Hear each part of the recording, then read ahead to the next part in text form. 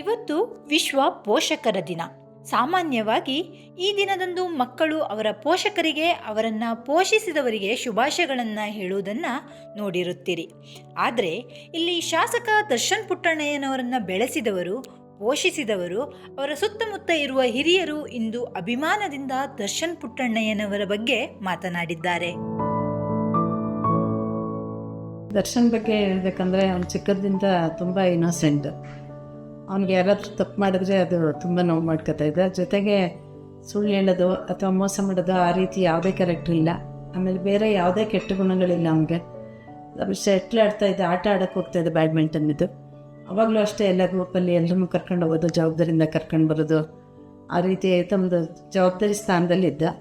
ಅವನು ಓದಿ ಮುಗಿಸಿ ಅಮೇರಿಕಾಗೆ ಬಂದಾಗ ಅಲ್ಲಿ ಇಂಡ್ಯಾದಲ್ಲಿದ್ದಾಗ ಫುಲ್ ಅವನು ಸ್ನೇಹಿತರೆಲ್ಲರ ಜೊತೆಗಿದ್ದು ಭಾಳ ಚೆನ್ನಾಗಿ ಪ್ರೀತಿಯಿಂದ ಇರ್ತಿದ್ರು. ಜೊತೆಗೆ ಅವನು ಓದಿ ಮುಗಿದ್ಮೇಲೆ MS ಮಾಡೋದಕ್ಕೆ ಅಮೇರಿಕಾಗೆ ಬಂದಾಗ ಅವನು ಒಂದು ಹೋಟ್ಲಲ್ಲಿ ಕೆಲಸ ಮಾಡ್ತಾಯಿದ್ದ. ಅವಾಗ ಇನ್ನೂ ಕೆಲಸ ಸಿಕ್ಕಿರಲಿಲ್ಲ, ಸ್ಟಡಿ ಮಾಡ್ತಿದ್ದ. ಅವಾಗ ಅಲ್ಲಿ 1 ಗಂಟೆಗೆ $4 ಇತ್ತು.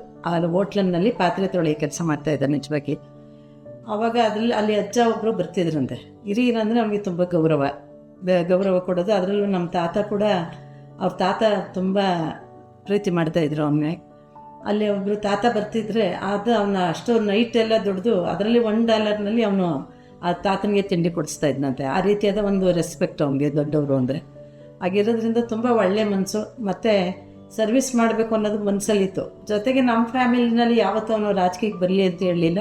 ಗೌಡ್ರ ಸಾವಿನಿಂದ ಅವರು ದೂರ ಆದ ದಿನ ಜನವನ್ನು ನೋಡಿದ ಮೇಲೆ ಅವನಿಗೆ ಬಹಳ ಪ್ರೀತಿ, ಇಷ್ಟು ಜನ ಅಭಿಮಾನ ಇಟ್ಕೊಂಡಿದ್ದಾರೆ, ಅವ್ರಿಗೆ ಅನ್ಯಾಯ ಆಗೋದು ಬೇಡ ಅಂಥೇಳಿ ಅವನು ಈ ರಾಜಕೀಯಕ್ಕೆ ಬಂದಿದ್ದಾನೆ. ಮತ್ತು ಇಲ್ಲಿ ಬಂದು ಜನರೆಲ್ಲರೂ ಆಶೀರ್ವಾದ ಮಾಡಿದ್ರು.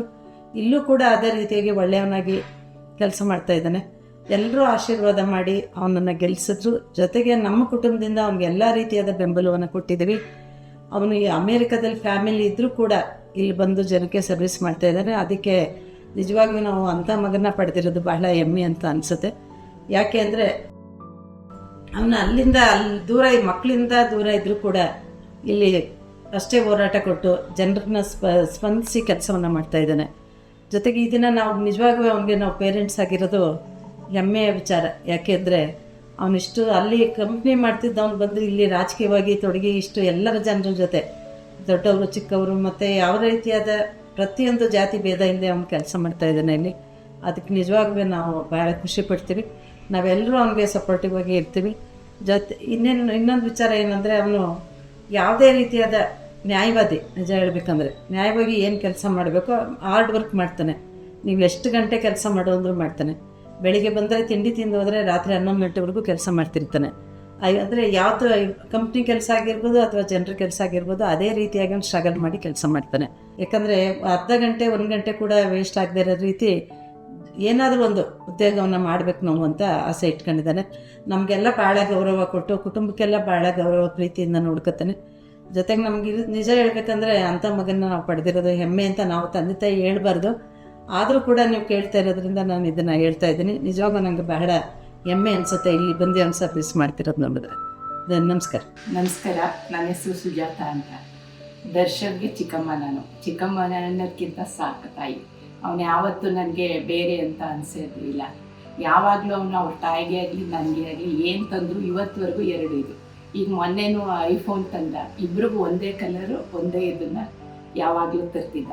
ಚಿಕ್ಕದ್ರಲ್ಲೂ ಅಷ್ಟೇ ಅವನು ಯಾವಾಗಲೂ ಫ್ರೆಂಡ್ಸು ಅಂತ ತುಂಬ ಜನನ ನಮ್ಮ ಮನೆಗೆ ಕರ್ಕೊಬರೋದು. ಅಷ್ಟು ಜನನೂ ಊಟ ಮಾಡ್ಕೊಂಡು ನಮ್ಮ ಮನೆಯಿಂದನೇ ಹೋಗ್ತಿದ್ದು. ಆಮೇಲೆ ನಮ್ಮಲ್ಲಿ ನನಗೆ ಒಬ್ಬಳೇ ಮಗಳು, ಅವ್ರು 3 ಜನ.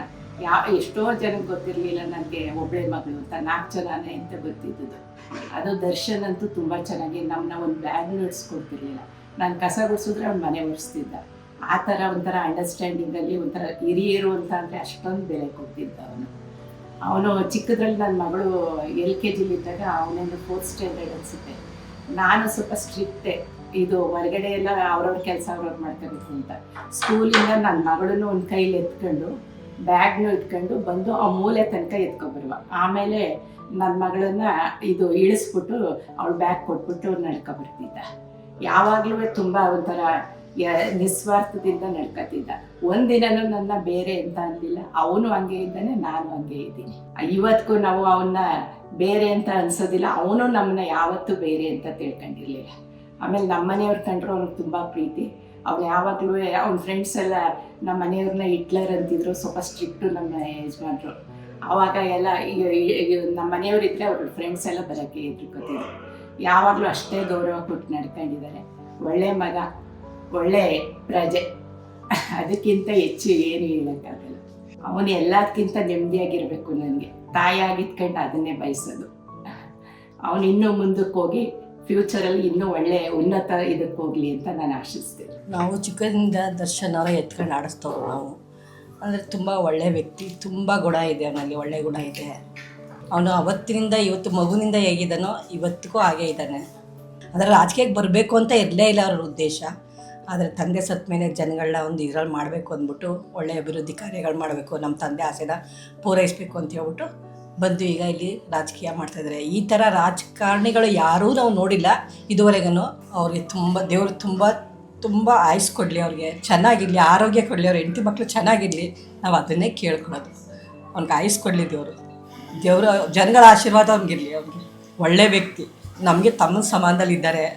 ಆದರೆ ತುಂಬ ಇದಾಗಿ ಆಯುಸ್ಸು ಆರೋಗ್ಯ ಕೊಡಲಿ, ಅವ್ರ ಹೆಂಡತಿ ಮಕ್ಕಳು ಚೆನ್ನಾಗಿರಲಿ. ನಾವು ಅದನ್ನೇ ಕೇಳ್ಕೊಳ್ಳೋದು.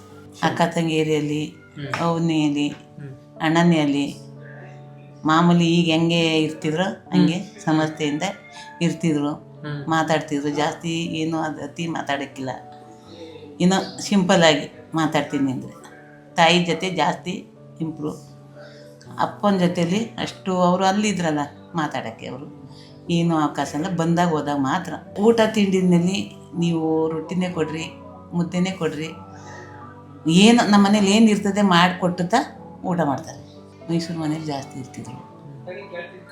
ಅಲ್ಲಿ ಅವ್ರ ಚಿಕ್ಕಮ್ಮ ಅವರು ಸಾಕಿ ಸಲ್ವಿ ಅವರು ಮಾಡಿದವರು. ಅಮ್ಮ ಇಲ್ಲಿ ಇರ್ತಿದ್ರು. ಏನೋ ಅಲ್ಲಿ ಬೆಳೆದು ಬಂದು ಮಗ ಇಲ್ಲಿ ಎಲ್ಲನೂ ಜನ ರೈತರು ಸಹ ಇದ್ದ ಸಂಕ್ರಾಂತಿ ಮಾಡಿಕೊಂಡು ಹಿಂಗೆ ಹೋಗ್ಬೇಕು ಅನ್ನೋದು, ಅಪ್ಪನ್ನ ಛಲ ಉಳಿಸ್ಬೇಕು ಅನ್ನೋದು ಮಾಡ್ತಾವ್ರೆ. ಈಗ ಬಹಳಷ್ಟು ಜನ ನೋಡಿರ್ತೀರ, ಓದಿದ ತಕ್ಷಣ ಪಟ್ಟಣಕ್ಕೆ ಹೋಗ್ಬೇಕು, ಅಲ್ಲಿ ದೊಡ್ಡದಾಗಿ ಬೆಂಗಳೂರಲ್ಲಿ ಕೆಲಸ ಮಾಡ್ಬೇಕು, ಚೆನ್ನಾಗಿರ್ಬೇಕು ಅಂತ ಹೇಳ್ತಾರೆ. ಇವ್ರ ಅಂತದ್ದೆಲ್ಲ ಮಾಡಿ ಅಪ್ಪನ ಸಲುವಾಗಿ ಇಲ್ಲಿ ಬಿಟ್ಟು ಬಂದ್ಬಿಟ್ಟಿದಾರಲ್ಲ, ಅದನ್ನ ನೋಡಿದ್ರೆ ಏನ್ ಅನ್ಸುತ್ತೆ ಅಂತ ಒಂದ್ ಸ್ವಲ್ಪ ನಮಗೂ ಒಂದ್ ಸ್ವಲ್ಪ ಬೇಜಾರು ಅನ್ನಿಸ್ತದೆ ಮಕ್ಕಳು ನೋಡಿ.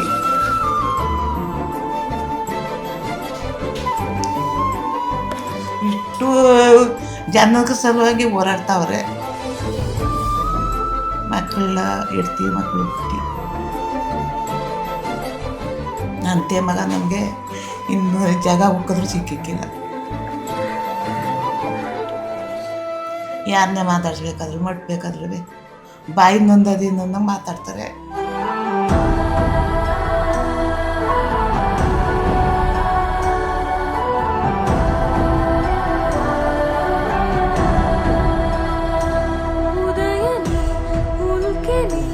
ಸಕಲನಿ ಪಣವಿಡು ನಾಳೆಯ ಚರಿತೆನಿ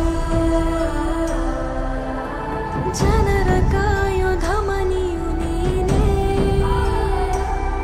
ಪಣವಿಡು ನಾಳೆಯ ಚರಿತೆನಿ.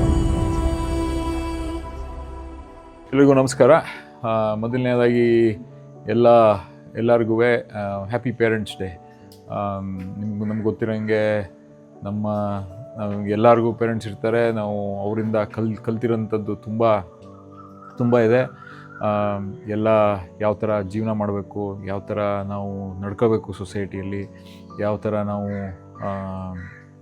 ಸಪೋರ್ಟ್ ಸಿಸ್ಟಮ್ ಮೇಲೆ ಯಾವ ಥರ ರಿಲೈ ಆಗಬೇಕು, ಇಂಥದ್ದೆಲ್ಲ ನಮಗೆ ನಮ್ಮ ತಂದೆ ತಾಯಿಗಳು ಹೇಳ್ಕೊಟ್ಟಿರೋಂಥದ್ದು ನಿಮ್ಗೆ ಗೊತ್ತಿರೋಂಥದ್ದೇ. ಈ ಸಮಯದಲ್ಲಿ ನಮ್ಮ ತಂದೆಯವರು, ನಮ್ಮ ತಾಯಿ ಮತ್ತು ನನಗೆ ಎಕ್ಸ್ಟೆಂಡೆಡ್ ಆಗಿ ನಮ್ಮ ಚಿಕ್ಕಪ್ಪ ಚಿಕ್ಕಮ್ಮ ಅವರು ಸೇರಿ ನಮ್ಮನ್ನು ಬೆಳೆಸಿರೋಂಥದ್ದು. ನಮಗೆ ಇವತ್ತೇನು ಗೊತ್ತು ಅದನ್ನೆಲ್ಲ ಅವ್ರುಗಳು ಕಲಿಸ್ಕೊಟ್ಟಿರೋಂಥದ್ದು. ಇದನ್ನು ಈ ದಿನ ನಿಮಗೆಲ್ಲರಿಗೂ ಒಳ್ಳೆಯದಾಗಲಿ. ಮತ್ತು ಇನ್ನೂ ಏನು ಮೂಮೆಂಟ್ಸ್ ಇದೆ ಅದನ್ನೆಲ್ಲ ನಾವೆಲ್ಲ ಚೆರಿಷ್ ಮಾಡಿಕೊಂಡು ನಾವು ನಮ್ಮ ಮಕ್ಕಳಿಗೆ ಅದನ್ನು ತಿಳಿಸ್ಕೊಡೋದ ಅಂತ ಹೇಳ್ತಾ ಎಲ್ಲರಿಗೂ ಮತ್ತೊಮ್ಮೆ happy parents day. Thank you.